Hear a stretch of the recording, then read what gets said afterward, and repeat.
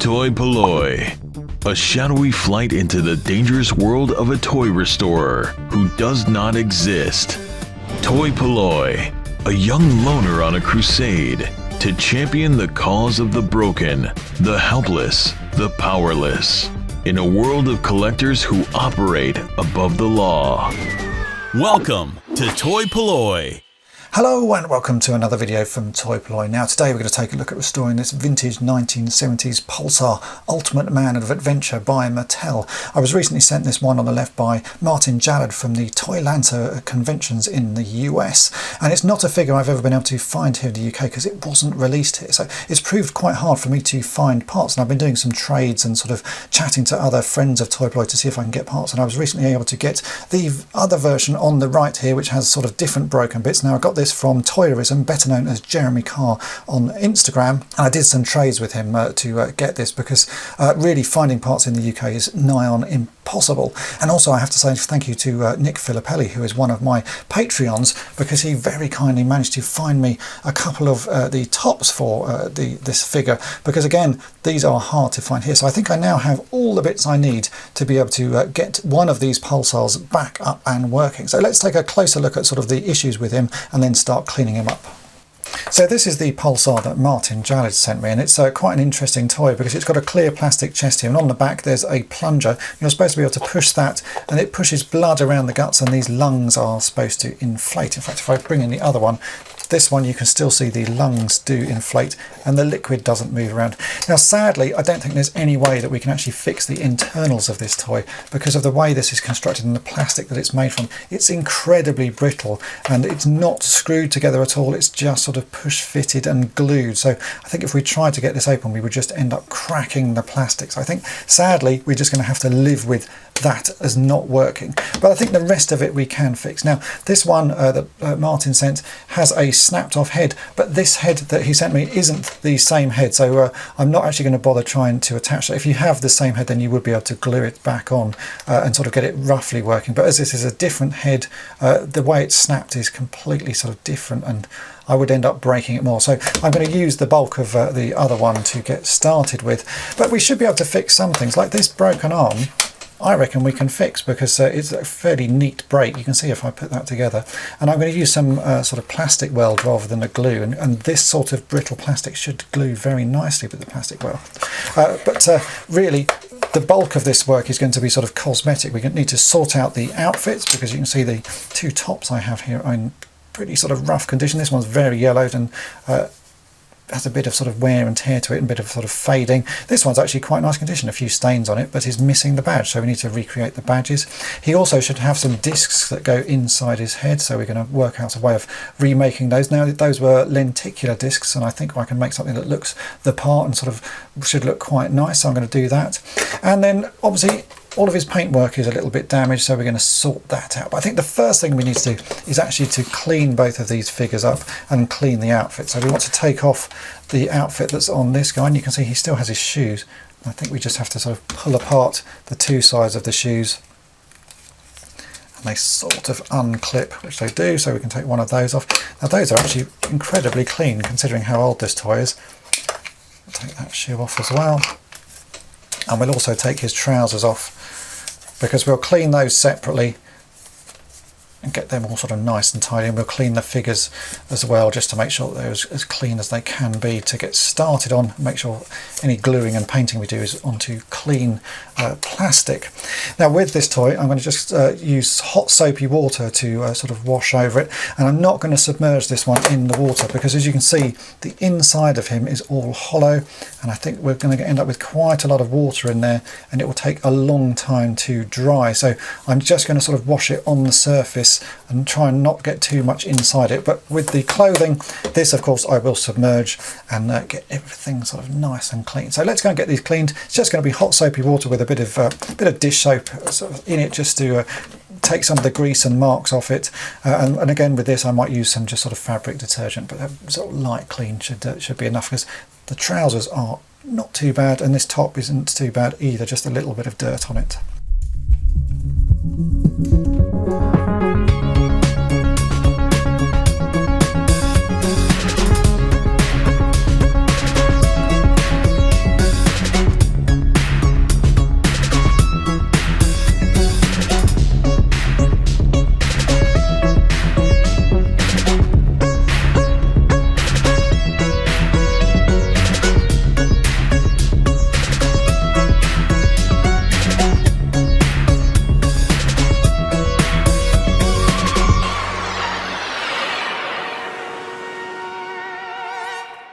While we're waiting for the outfit to dry, we can get to work on the body section of this, and really the main thing we've got to do is sort of sort out these arms. Now I am actually just going to swap these two arms over.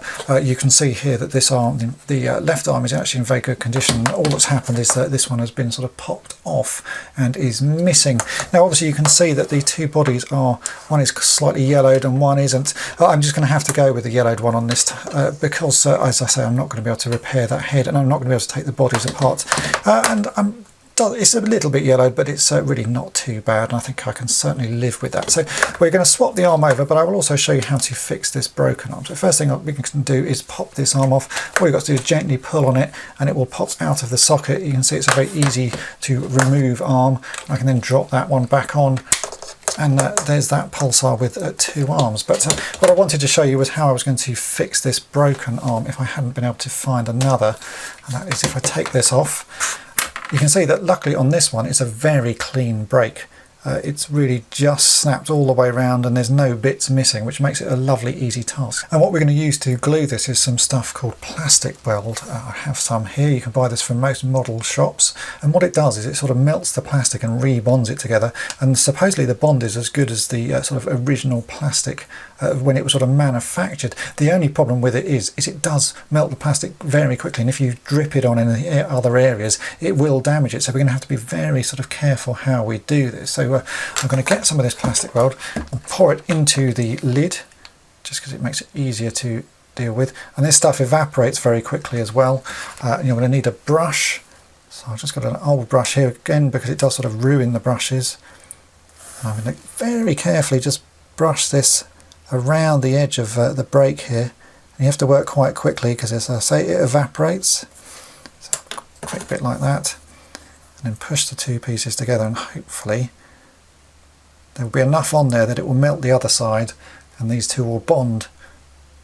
Let me just let that go off for a second. There you go. And that has bonded really nicely. I will let that go off properly, but it's a really nice sort of stuff. But as I say, you just have to be a little bit careful with it because you can end up damaging the plastic. This time it's worked very nicely, and that should prove a very strong fix once it's all sort of evaporated and set. So let's get on with the rest of this restoration.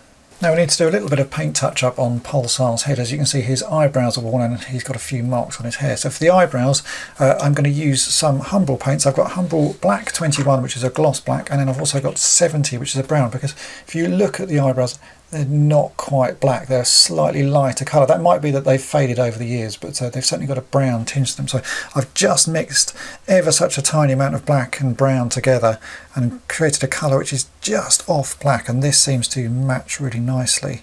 You can see here if I paint it on, that's a pretty good colour match. So it may be different on everyone's figure, just depending on how these are sort of faded and how sun damaged they are. But for this one, it's definitely not quite black. It's got a slight brown tinge to it. But you can see that makes quite a difference. Just taking the chips out of his eyebrows always makes a difference. It's exactly the same when I'm doing it with Action Man figures. The eyebrows are the worst offenders for this sort of thing. So we just carefully touch those up. I've got a very small brush here. Just going to mix that again because the lights really dry these paints out very quickly.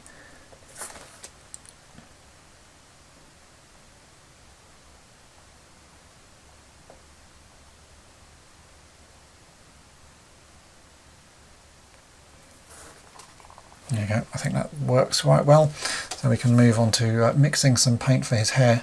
I'm not quite sure again what colour the hair is. It's white, but it's got a sort of bony yellow colour. Again, I think that's a bit of sort of sun damage. I have a feeling that everyone's figures will be slightly different, so I'm just going to mix it for this one, which is going to be some white and some yellow and maybe a little bit of green just to get the right sort of tone. But certainly helps just getting those eyebrows done. So I'm going to mix up some paint and we'll see what sort of colour I can get for the hair. So I've had a quick mix off camera and it turns out I can get a reasonably good match for this sort of yellowy white of his hair using I'm using number 22, which is a gloss white. I've also mixed in a bit of 81, which is a sort of very strange, not quite yellow, not quite green colour, but just a tiny amount of that in the white paint has created a colour that if I hold this head up a bit here, you can see actually does match the sort of the tones of the shade that Pulsar's hair on this figure. So I'm going to sort of carefully paint that over, and I'm actually going to paint it over quite a large area, not just the sort of the chipped bits, to try and blend it in. And it's going to need a few coats of this just because it's a much lighter colour onto a sort of dark chips, but you can see that that does match quite nicely. So a few coats of this all over these little chips, and we should get him looking quite nice, I think. You can see that already makes a difference. So just a few coats of that. It should dry quite quickly for me, just because I have my lights on, and as I say, they do dry the paint very, very quickly here. Let's turn this over. You can see there's more chips on the back of his head, so we'll do the same onto that, just to blend these in.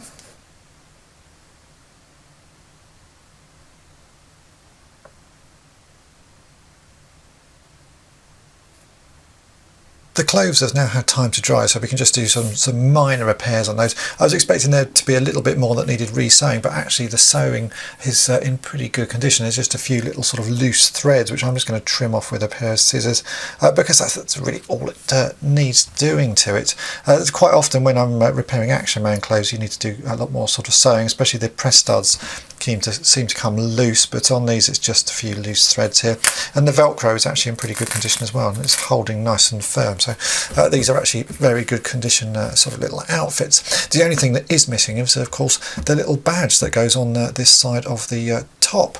Now I have this version of the top, but it's quite faded. The badge is actually sort of washed up reasonably well. It's in sort of quite good condition after the soap and water, and I could remove that and just stick it onto there, but I thought it'd be quite nice to make a replacement. So I found some images of the badge, because actually this is a little bit faded, and I took those into Photoshop, and I've recreated the logo just using some very simple sort of techniques. Once I've got the design finished, I then print that out onto some iron-on transfer paper, the sort of stuff that you can iron onto fabric. So I've then ironed that onto some sort of different types of fabric. I tried two different types because one didn't sort of come out very well, and I finally found some fabric that did work, and I've ended up with this, which is my little version of the badge, a nice little replacement. Now this is printed onto fabric. I'll show you the one that didn't work just so you can see sort of what went on. This fabric was a little bit sort of too coarse, and you can see that the print hasn't sort of stuck to it particularly nicely, so I found some other stuff that Mrs. Toy-polloi had, and that's worked very well. Now I could stick this on just using some fabric glue, but in this instance I'm going to use some double-sided tape, because I have a feeling I will swap this original one onto it at some point. So for now I just want some double-sided tape so it will hold in place, and we can also use this as a guide as to how it should be sort of lined up. So I'm just going to sort of place that there next to it, and we can just take the double-sided tape off of this like so. There's just two pieces on there, and I can then place that onto the shirt. I can actually see there's a little sort of faded mark there, so that's quite a good sort of way of lining it up. Just drop that on like that and stick it down, and that should hold pretty firmly. So we'll get these clothes onto Pulsar and see what he looks like with all of those in place. So as you can see, Pulsar is now starting to look really quite good. He's looking much more complete. Just by adding a little emblem onto the front of his jacket there, it starts to just sort of finish off the fine details in the figure. But he is missing one final thing, and that goes inside his head. If we open up his faceplate here, you can see he has a sort of brain cavity in there, and there should be some mission discs that go inside there, which are sort of little plastic lenticular discs with a pattern on them that clip onto. You can see there's just a tiny post there on the back of his sort of brain cavity. Now these are always missing because they're tiny little things and very easy to lose, so I thought I would try and make my own versions of them. I did a bit of a search online. I found a couple of images of the discs that were there, and very kindly one of my subscribers, Dave Cords, also scanned in some of the original discs that he had. So I've taken the images that I found online and also the scans that Dave Cords sent over, and I've put those into Photoshop, and then I've recreated that artwork so that it looks as close as I can possibly get to the original of the little discs that go inside his head.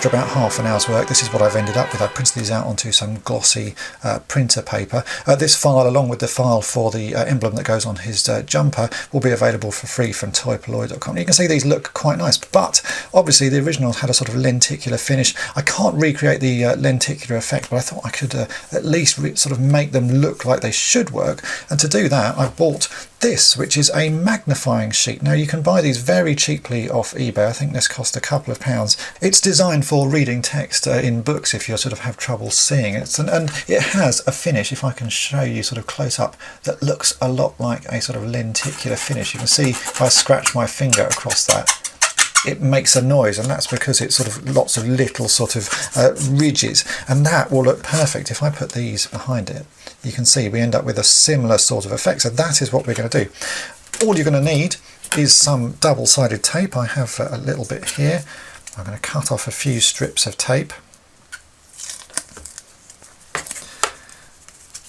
like so.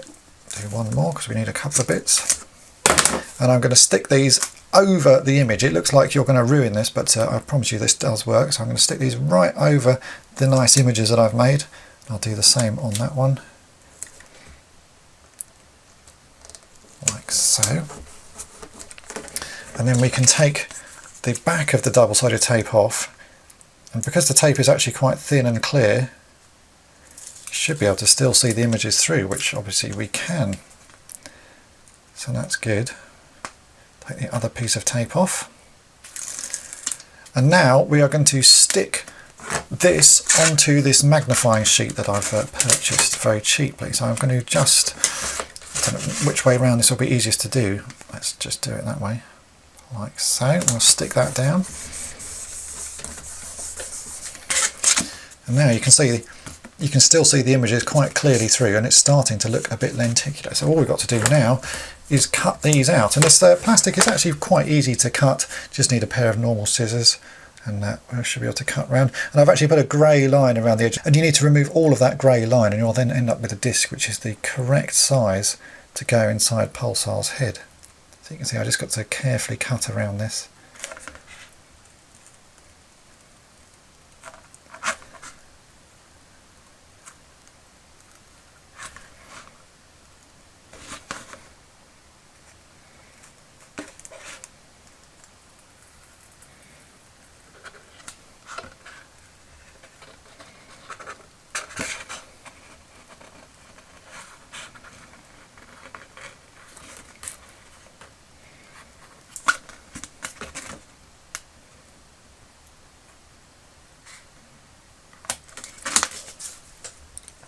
That's actually not cut too badly. I might do a little bit of tidying up and just a bit of filing or a bit of sandpaper just to sort of smooth off those edges, because sometimes with a cut you end up with some little sort of jaggedy bits, but I'm pretty pleased with how that looks. To get the middle bit out, I'm actually just going to quickly drill a hole in there. And I think I did measure the peg inside Pulsar's head, so that's just going to be a 3mm hole that I need to drill there. And I'll cut all the rest out, get those holes drilled, and we'll see how well these work when they are put in place inside Pulsar's head. I've now cut out all three of them, as you can see, and there's the hole in the middle. This is a 3mm hole, as I said. That seems to work pretty well. Let's bring in Pulsar.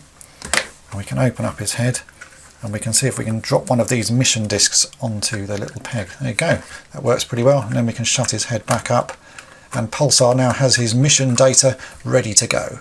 And so that's it for this restoration. As you can see, I've gone from having a couple of broken figures to one very nice looking figure that's pretty much complete, even with some reproduction mission discs that go inside his head there. Now, as I said, the files that I created for this project are free to download from toy-polloi.com, so if you're missing the little emblem on his chest, go and grab that file. And if you want to make the mission discs for yourself, then go and grab that file. You'll just need a magnifying plastic sheet, and those are pretty cheap to buy off eBay. So I do want to say a big thank you to everyone who helped me with this project, with sending in the sort of bits and parts that I need.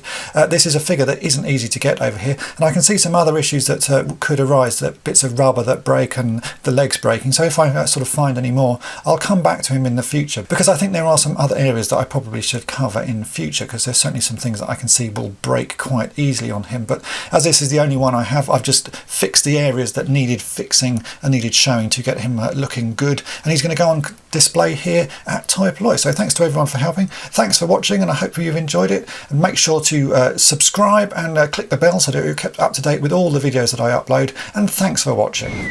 Thanks for watching Toy-polloi. Subscribe for more great videos. You can also follow Toy-polloi on Twitter, Facebook, and Instagram.